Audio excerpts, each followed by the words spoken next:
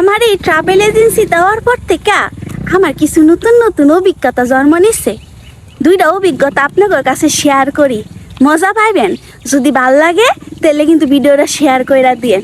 1 নম্বর অভিজ্ঞতা, কিছু আপু আর কিছু ভাইয়ারা কইব, আপু আমার না বাজেটের কোনো অভাব নাই, কারণ আমি বড় লোকস, আমার অনেক টাকা পয়সা আছে, আমার সরপাড়াতে 2টা অফিস আছে, 2টা বাসা আছে, কোনো কিছুর অভাব নাই।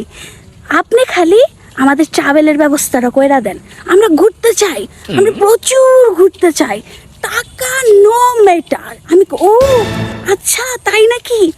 পরে যখন আমি আমার প্যাকেজগুলো করা শুরু করি, যখন নাকি তারা পেমেন্ট করব, এই তো শুরু হয়ে যায় তাগর আসল রূপ। তখনই শুরু করে দামাদামি, আপু গো কিছু টাকা ডিসকাউন্ট দেন। আচ্ছা দিলাম, মানবতার খাতিরে কিছু টাকা ডিসকাউন্ট করে দিলাম, থাক কি আর করার। তারপরে কইব এত দামাদামি পরে শুরু করবো গো, পরে আমার সাধ্যের বাইরে জায়গা।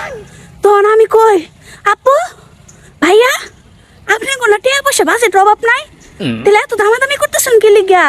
একটা কাম করেন, আপনি করে আমি ফ্রিতেই লয়ে যাই, আপনি করতে কি আমি বড় লোক, আমারও কাউ টেহার অভাব নাই। যদি টেহার অভাব না থাকতো তাহলে তো চৈতি ট্রাভেলটা দিতাম না। কিছু বেড়া মানুষ ঘুরতে যাইব, আনন্দ করবো, বেশ ভালো কথা। হে বেড়াডি আমার সিপালা ডাক্কে না কয়, আপু আপনার ঘরে নাকি বেড়ি মানুষ সার্ভিস পাওয়া যায়। এই কথা শোনার পর আমার চোখ বড় বড় হয়ে গেছে। বেড়ি মানুষ সার্ভিস পাওয়া যায় মানে? আমার এনে যাবো সবাই ঘুরতে, আনন্দ করতে, নাচতে, কিন্তু বেড়ি মানুষ কোন থেকে দিতাম?